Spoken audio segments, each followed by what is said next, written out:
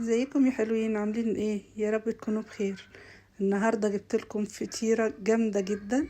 دي بقى من اختراعي انا، يعني تبقى ترند يعني باسمي انا. دي معموله من العيش السوري ومن بواقي التلاجة. صدقوني ما اشتريتش اي حاجه خالص خالص خالص. بصوا على جمالها وهتشوفوا الطبقات عامله ازاي. كان عندي عيش سوري في التلاجة مركون في الفريزر بقاله كتير قوي، مش عارفه اعمل بيه ايه. ففكرت له الفكرة ديت وعملت لكم بيها احلى فطيرة. بجد رهيبة رهيبة، وريحتها حلوة جدا، حلوة قوي. اوعدكم بجد ان هي هتعجبكم جدا. كان عندي معلقتين صلصة مكرونة فايضين في التلاجة، مش عارفة اعمل بيهم ايه. وكان عندي حبة لحمة مفرومة برضو فايضين من مكرونة بالصلصة وعليها لحمة مفرومة. برضو ما كنتش لاقيه لهم حاجة اعملها بيهم. وكان عندي اخر فلفلاية حمرا وفلفلاية خضرا وبيضاية مكسورة، فانا يعني اخترعت بيها الاختراع دوت يعني، وطلع بصراحة اختراع حلو جدا. تعالوا معايا بسرعة نشوف المكونات ايه. عندي جبنة رومي وجبنة موتزاريلا وصلصة مكرونة، 3 بيضات، ودول 6 عيش سوري. جبت هنا 3 بيضات وعليهم ملح وفلفل اسود وتوابل فراخ، وحطيتهم على الفلفل الالوان وقلبتهم كويس، وهنركنهم على جنب. في الوقت دوت هجيب صينية وهدوب فيها معلقة سمنة، وهقلبها فيها كويس. يا سلام بقى لو سمنة بلدي او سمنة طعمها كويس، هتبقى حلوة يعني، هتبقى مدية طعم حلو للفطيرة كمان. في الوقت دوت انا قبل ما اشتغل في اي حاجة انا كنت مولعة الفرن على اعلى درجة حرارة. كانت يعني تقريبا 220. وجبت هنا العيش السوري، حتى هو كان ناشف شوية عشان طلع من الفريزر. طلعته برا شوية يفك، حتى هو كان مقطع، هتلاقوا فيه حتت مقطعة كتير. حطيت اول واحدة وحطيت تاني واحدة هنا برضو هتلاقوها مقطوعة شوية. وحطيت اول طبقة حطيت اللحمة المفرومة عشان تبقى من تحت تعرف يعني تاخد السخونية شوية.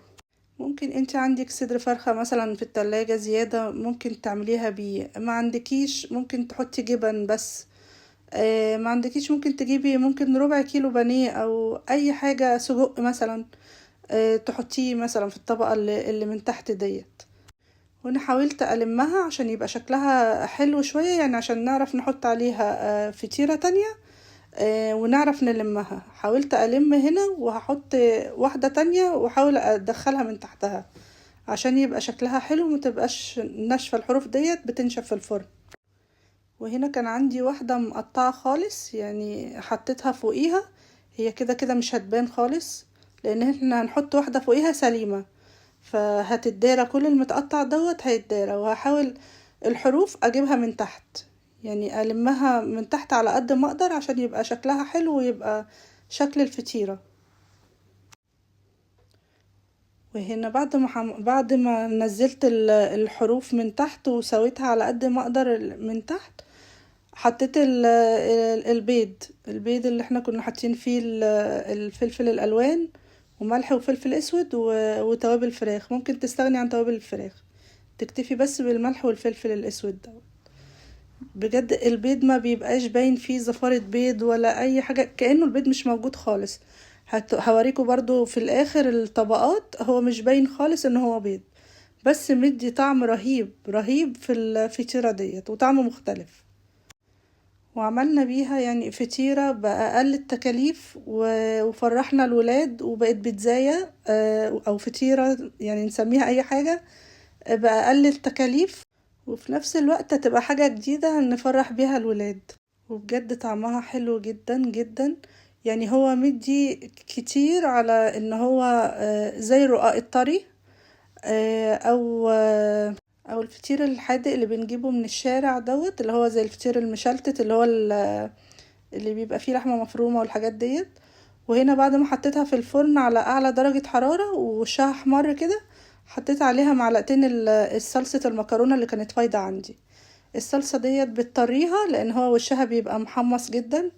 الصلصة ديت بتطريها وبتخلي طعمها حلو جدا. لو عندك صلصة بيتزا ممكن تحطيها، عندك صلصة عادية ممكن تحطيها. وفردتها كويس على الحروف، يعني على قد ما اقدر جبت على الحروف عشان ما تبقاش حروفها ناشفة. وبعدين هحط عليها الجبن اللي باقيه، الجبنه رومي والجبنه الموتزاريلا، وهرجعها الفرن تاني. انا ما طفتش الفرن من الاول، هرجعها الفرن تاني، يعني هتاخد تقريبا 10 دقايق تاني او 7 دقايق تاني. هنحطها وهنشوف شكلها هيطلع هيبقى عامل ازاي. بجد رهيبة وريحتها جميلة جدا جميلة جدا. وبصي يعني الريحة كانت جايبة اخر الشارع يعني، وطعمها حلو جدا. ما توقعتش ان هو من بواقي الحاجات عندي في التلاجة نطلع حاجة حلوة كده. طلع حاجة كده ميكس، يعني مقرمشة من بره وطرية وجميلة جدا من جوه.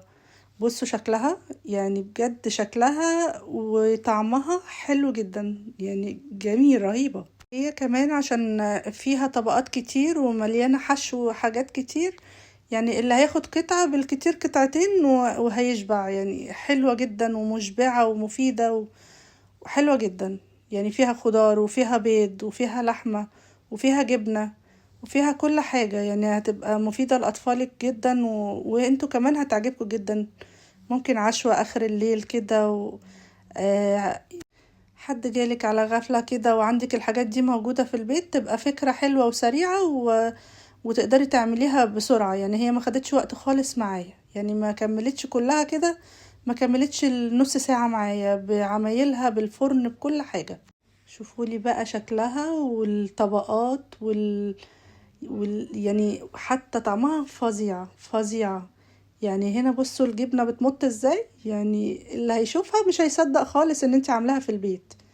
يعني بصي الجبنة والبيض مش باين خالص خالص ان هو في بيض خالص.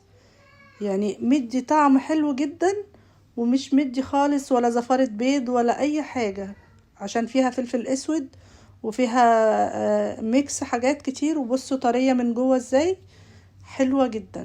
وعلى ضمانتي هتعجبكم جدا لو عملتوها.